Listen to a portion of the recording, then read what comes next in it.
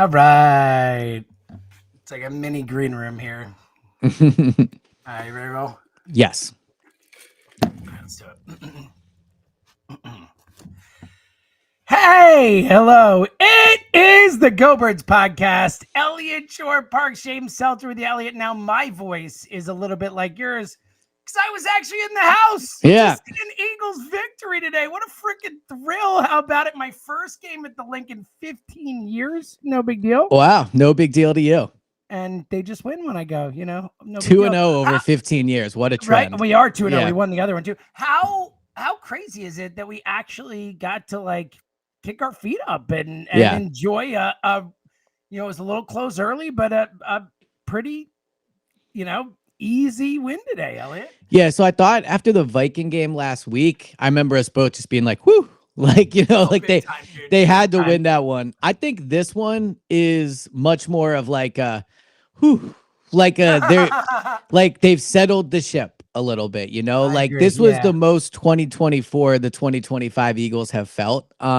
They just dominated in all fashion, in all like aspects of the game, offense, defense. We'll get into all the particulars, but I just thought this team needed this so bad. Like they just look against Minnesota, they needed a win because 3 straight losses, like all that stuff.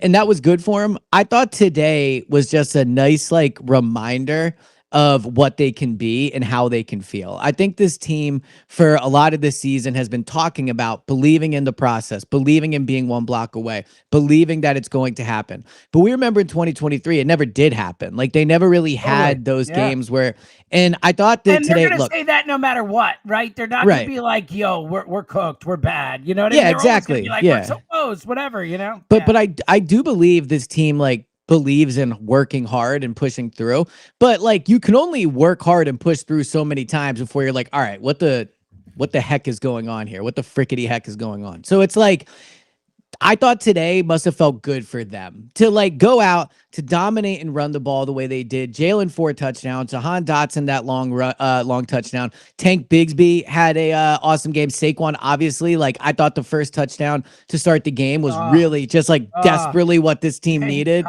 Dude. It's like a feeling of like. I don't know. It's like finally I was in the Novacare suite with Emily and Rhea and whoever, and I was just like. I kept saying finally, because that play felt so familiar. Like that was, if you said, obviously it's like the leap as an individual play, but if you're like, what do you think of when you think of like in terms of just watching a play with the Eagles, the 2024 Eagles, you think of Saquon taking one in the house. Like that was the play of the year, and we just hadn't seen it, And I think there's an element of Saquon to this team where when he's going well, like they all feel like a confidence. Like it's almost like when you're younger and you're worried about something and then like your parents show up, you're like, all right, like I'm good now, right? Like I feel like with Saquon, that first run was like a reminder to everyone else on the roster, like he's got us, like we are gonna be okay. And so I thought that was absolutely huge. But just to kind of finish my overall thought on the game, just like I just thought they needed to feel that again. And I think everyone needed to feel that again. Like, let's be real. Like, we needed to. The fans needed to. Like, I think the league probably needed to see the Eagles play like this. And it couldn't have come at a better time. Like, heading into a bye week, we know this team is always better after they get an extended chance to fix on things. Better after the 10-day mini bye. Exactly. Yeah. So you can only imagine now with 2 full weeks, a legitimate bye. And not only do they get the full bye, they don't play till Monday. Like, so they don't even hit the practice field until 2 Thursdays from now. So they're going to get a long time off. And like, there's just been so few times. I said this to Tucker on the pod in the middle of the game, the halftime pod, was like, there's been so few times we've done that. And me and him have said, oh, that's like, they're just kind of dominating. Like it's mostly always been, this part's not playing well. Or like the running game has been good. First win that wasn't one score, right? Exactly. Yeah. But even just in terms of like feeling in control the whole game, Totally. So I think going into the bye, they needed this. And for a team that certainly knows how to live in drama, a team that certainly lives in drama quite a bit, who knows, maybe we won't even talk about AJ Brown on this pod, but like, I thought that for a tumultuous kind of 48 hours, maybe with all the AJ stuff, like it was just a nice breath of like, whew, So yeah, I think like we'll get into the specifics, but man, it feels like a 2024 game, and that's exactly what they needed. Yeah, I totally agree. And like we just said coming in on the Saturday show during the week, like hey, this team kicked their ass. Like, I want to see the Eagles play like they're playing against the team that just kicked their ass and celebrated. And obviously they talked about after the game. They were like, yeah, we saw it. Of course we knew, and all that stuff. And, I just want to see them show up like the great team we know they are. Like, the point being where we felt like going into, and again, we gave the Giants credit. They deserve to celebrate. They whooped the Eagles ass. Yeah, for sure. But it felt like part of that was the Eagles kind of taking a little lightly and not showing up. And it's like, all right, you got this same team, you're better, like show up. Mm-hmm. And they showed up and dominated. And and we got a lot of the things we wanted to see, the passing game working without AJ, that's something that we've yet to see. We know the numbers that AJ, how much they've struggles in offense, like just to see them be able to move the ball through the air without AJ, to see, look, I called for on Saturday to see Saquon it, mm-hmm. Hey, that was awesome, right? Yeah. 150 yards for Saquon by the, time he had to leave the game in the fourth. And apparently, if you haven't seen, he's fine, just a precaution, which made sense. Tank Bigsby, 1-0, whatever, rushing too, first teammates and a while. I can't remember what it was to have 100 yards in the game. Like, it was, and again, to the point we made before, the Giants are not a great football team. They're closer to bad than good, but they, you can't just say, oh, they whooped a bad team and that this team just kicked their ass. So, and they handle business. And it was like, to your point, Elliot, it felt like for the first time, it was like, okay, like that's what I wanted to see, expected to see. I saw it. Let's freaking go into the bye. Yeah, and again, the Giants are not a good team, but they've been playing like an average team, I would say, over the past 3 weeks. Beat Denver, they had a horrible collapse, but they were and Denver's smoking Dallas right now. I don't, we'll see what the final score ends up being. But I also think there was an element to what we said we needed to see from the Eagles team, which is just reminding the Giants who the class of the NFC East was. Like the Giants did earn the right to brag and to celebrate when they, smoked the Eagles up at MetLife, but that was a one-off, right? And so I thought today was a nice reminder. And the other thing too, big picture before specifics, is when they lost those 2 straight games, we were talking about 2023. Like it felt like 2023. There were legitimate questions like, would they make the playoffs? Like, the schedule's really hard. Is this just one of those years? Me and you almost kind of said like, they're not going to win the Super Bowl. Like, let's just chalk it up and see what happens. Right. And who knows like how much these last few games have changed that. We'll see. I think the 2-game test coming up against the Packers and the Lions is like massive. Like to go 2-0 there would be unbelievable. And I think for the NFC too. I mean, exactly for teams that'll be competing for the 1 seed, But I do think, and Nick talked about this after the game today, like they never really felt like 2023, but you always learn things from 2023, or everything you go through is kind of how he phrased it. And to win 2 straight after losing 2 straight is pretty big for this team. They've been pretty streaky throughout the time with Nick and Jalen. I didn't think they were going to collapse. It was way too early in the year. But man, like if you would have told me that they would win the next 2, Vikings and Giants, after the 2 straight losses, I would have probably guessed that. But I picked them to lose to the Vikings. So obviously I wouldn't have guessed 2-0. But like I would have obviously signed up for it and thought it wasn't a great chance. So I do think that they showed some fight. Like I know the core of this team is the same and they have a lot of the same guys from the run we've lived through with them, but they are a unique group of guys in the way that it is 2025. And I think that like they can look back at these last 2 games, the Vikings game, the Giants game today, and later in the season, if they lose a game, if they were to lose 2 more games in a row, like to remind themselves like, hey, we can get out of this. Like the 2023 team wasn't able to. Yeah, totally. I'm so with you. Cause it's one thing, like, they can say it's not 2023 as much as they want, and they can believe it.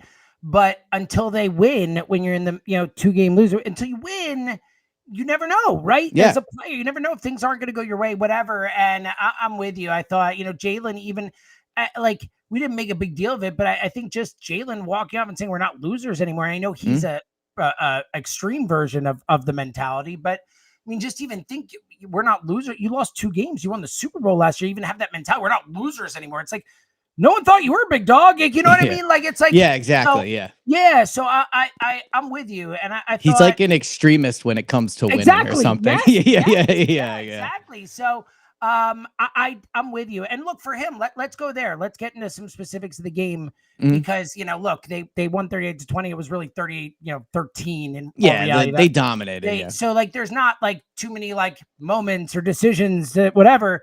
But look, they didn't have to throw it that much, especially late, especially when Tank was running. But when they had to throw it, it was there. Jalen made some big plays, 4 touchdowns, 15 to 20. He's had more, was it like 7 touchdowns and 9 incompletions the last 2 weeks? Coming off the mini bye and just the way, I mean, we remember how we were talking a couple of weeks ago, and it wasn't just Jay, it was the passing offense in general and all that. I mean, and obviously getting Saquon today was huge too, but to just kind of come out of that and without AJ today, I don't know how people couldn't be incredibly optimistic about. And he said after what he say, best yet to come from Jalen. I don't know how you couldn't look at it and be like, this is good. This is really good the way this is progressing. I agree. I mean, one thing, Nick said when he was on with you guys and he was asked, like, why do you think this isn't 23? And he was kind of like, well, are we sure it isn't 24? Like, yep. they have, for the most part, always shown they improve as the season goes on. And Nick and Jay, not for the most part, except for 2023. Yeah, except for 23, every other year. Yeah. And so I think Jalen in the passing game, though the results were not there completely against Denver, and they weren't really there completely against the Giants, like there were moments and plays in those games where there's a real world where Jalen could have entered this game with 3+ games of 300+ yards pass, 3 straight games of 300+ yards passing. And then today he could have done it if he wanted to. They didn't need to. They were running the ball. They were up big, but I thought he passed the ball really efficiently today. He always is a big third down guy. And like, once again, make big plays on third down, whether running, throwing, like they're just he's so good in those situational spots of getting first down. So I thought today he was big in that area, but also like the throw to Dotson. I thought that was not like his best throw in the way that it's a great play by Dotson. It was a great play by Dotson, but I do think he shows trust in throwing it to Dotson for sure. I thought there were a few really nice passes he had to Devontae. And, to add like Goddard, some obviously the Goddard. Yeah. Goddard's having an unbelievable year, by the way. Dude, I mean, he's a elite weapon in the red zone this year. They should try to sign him in season. They don't do it, but like they should try to like lock him down. He's been unbelievable for them, like in the red zone especially. So he was awesome.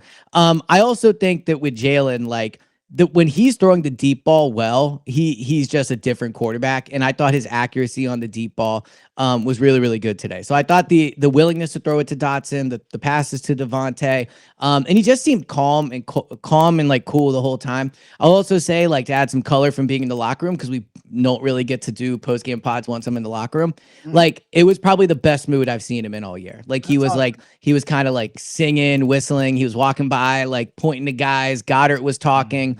And Goddard said something about what a great play by Jalen, and Jalen interjected into Goddard's press conference, kind of being like, that was all you, big dog. So he seemed in very good spirits. I think that being at the podium too, to your point about like, Jalen, none of us thought you were a loser, but like I think there is like a weight lifted off his shoulder a little bit. In terms of just being able to win 2 straight and to be playing well. Like, let's be real. Jalen wasn't playing well at the beginning of the year, and now he's playing much better. So definitely a really good game from Jalen. The stats won't completely show it, but if you watch that game again, like last week I said it in that Vikings game, that's why quarterbacks will win-loss stat. I thought Jalen today didn't put up the statistical, kind of impressive game, but he was in complete control of that game the entire time. Yeah, he's been... The last 2 weeks has been it's been pretty special stuff from Jalen, especially considering the scrutiny he's been under and they've been under. And again, to do it and not in a anyone who's saying they don't need AJ, like, stop. They are a better team with AJ Brown on the field, but just more to the point that we haven't seen Jalen prove that often that he can do it without AJ. That and I think that was just big across the board, big for everyone. And like you said, I thought Goddard stepped up. I thought Devontae stepped up. I thought everyone stepped up when needed. And they needed. We talk so much too going in about how it's like, it's the Giants, and obviously since they lost, we you want to beat them and stuff. But just from a scheduling perspective, with the Packers and the Lions, and you got the Chargers and the Cowboys, like in Dallas, like the schedule is tough coming out of the bye. Like, this was a gotta have it kind of game for this team. Yeah. And they had it so handily. Today's one of those days where I think we came into the year, and I think in general we've known, like, they're a good team. Are they great? Will they get there? Whatever. They're super talented, whatever.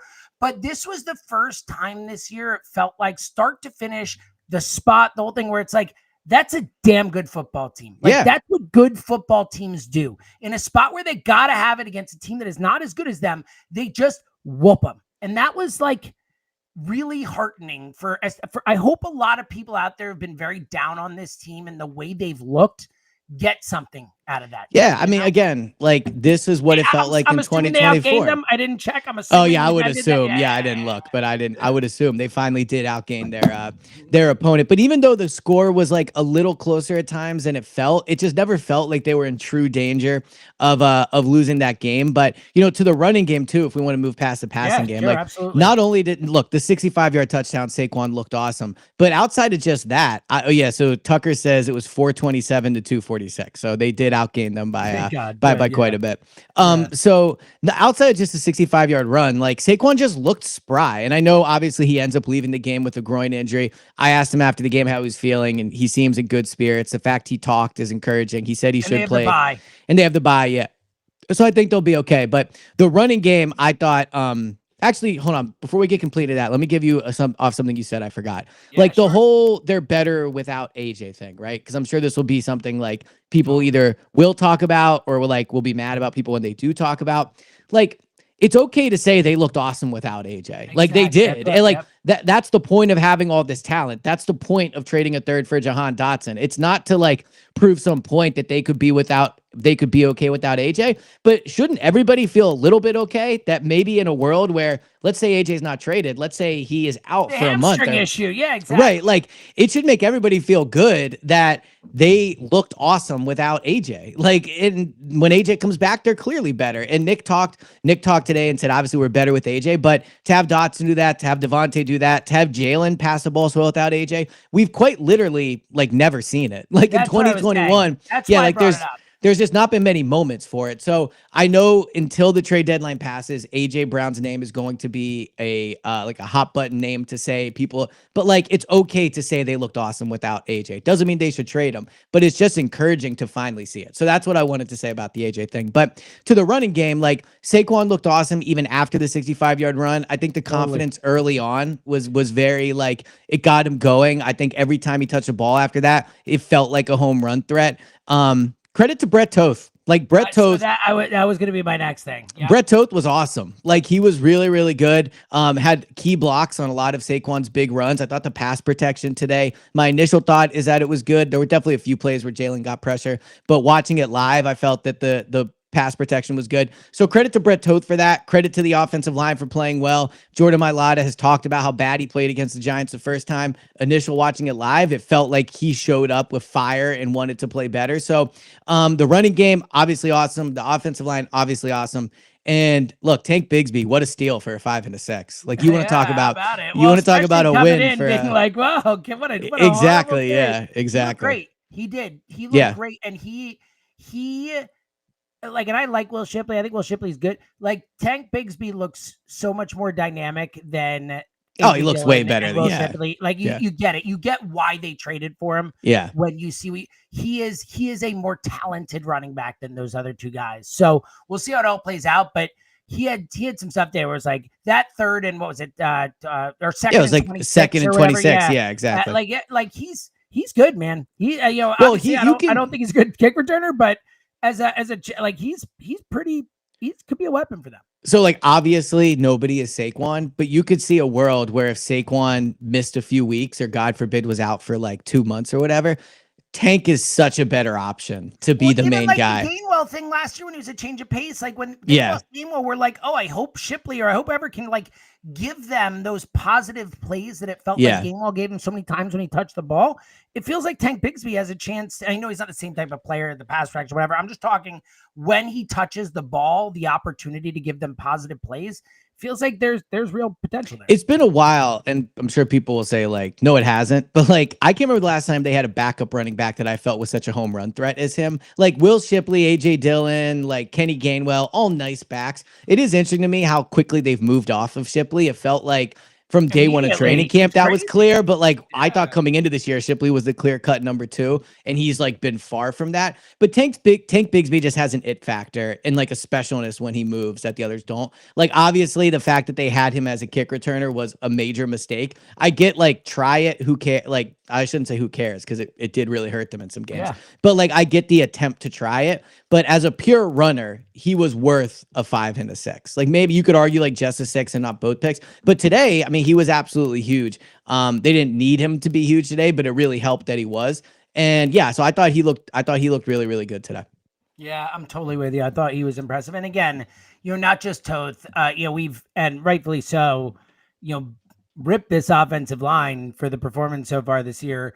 Good defensive line they were going up against. And they were very good defensive line. Yeah, there were a couple plays here and there, but I think both in pass pro and running, they were great today. And that was huge. And you want to see it, especially in the bye, time to heal up. All right, let's flip it over to the defensive side of the ball. Again, it's hard. It's so funny. I have so much more respect for you and what you pull from the games being live. It's hard, right? Yeah, it is, man. Replays, most stuff like, but at least to me, it felt like watching it live that they struggled to bring him down because he's Dart's good. Dart's good, man. Yeah. But it felt like they got a lot of pressure in this game. It felt like for the most part, the D-line showed up and that and obviously Scatabo getting hurt and all that, but it really felt like the defense was able to dictate from a I thought they like more than just did well. I thought they dominated. Yeah, I think the Eagles dominated on both lines of scrimmage today. And Jalen Hunt was unbelievable. It might have been his best game as an Eagle today. Credit to Dave Zangaro for the stat. I believe that of like the 22 pass rushes he had today, he got pressure on 9 of them or something like that. Like he was very, very good. I think Uche was good. Uche was really good. But I think Hunt, like, they needed him to be special today. They were very thin at edge, and I thought he stepped into the role. They still are thin at edge. No, yeah, well, exactly, yeah. Like Brandon didn't play today, obviously. Aziz was out. Hopefully coming back soon. Yeah, Nolan Smith back next week. They're thin at edge, Yeah, and so I thought Jalek's like, pregame, Eric Allen was on the pregame show. And by the way, like Eric Allen, man. Like, dude, right? He's amazing, right? What a cool dude. Just the best way I can say it. He seems like such a great human, I've been around a lot. Like me, talker, me. Yeah. All of it. Yeah. I'm not a big like I just, when it comes to older players, I don't idolize them the way we know big dog. Right, exactly. But like Eric Allen's the one where I was sitting there thinking like an Eric Allen jersey would be dope. Like that. Yeah. So regardless, I was asking him about the difference between for Quinion of going from like the corner next to Slay to the number 1 guy.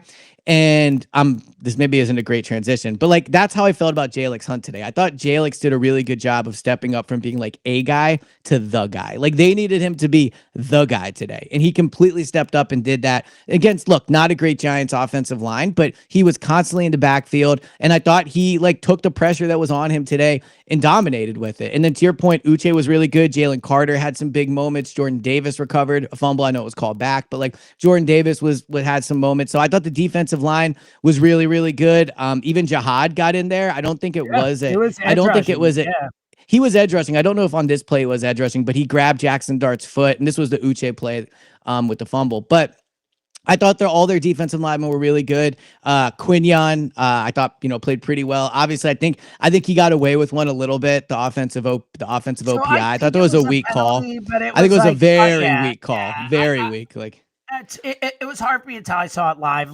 I thought it was a penalty, but it was hard to tell. The replay I saw, it looks like maybe he pushed it slightly, but I think if that was reversed, the Eagles would not want them called, especially in a big spot. Like the game was somewhat over, but still, regardless, like I thought Quinion was good. Like, yeah, I just thought the defense did exactly what you would want them to do, which is they just never gave the Giants a ton of life. Like the one moment they had was a Cam Scatterboot touchdown after the Eagles made it 7-0. Patrick Johnson slips. Like, it is what it is. Patrick Johnson, credit to him, like for playing and giving this team quality snaps, but he's just not somebody like if they're playing in the Super Bowl, you don't want Patrick Johnson on the field. He was a practice squad guy. Exactly. Yeah. But on the Giants because they took him off our practice squad last year. So So like, but credit to him for giving them good snaps. And so they make that one mistake. But outside of that, like they get the touchdown at the end. That was kind of a trash touchdown. Didn't really matter. So like they basically held him to 13 points for the whole game. That's a win in the NFL. I don't care who you're facing, the way the rules are slanted towards the offense. So I thought the defensive line stepped up. And I mean, look, like going into this game, we said they were thin at a bunch of spots. They were thin at receiver because of the AJ injury. They were thin at edge because of the Aziz and Nolan injury and no Brandon Graham.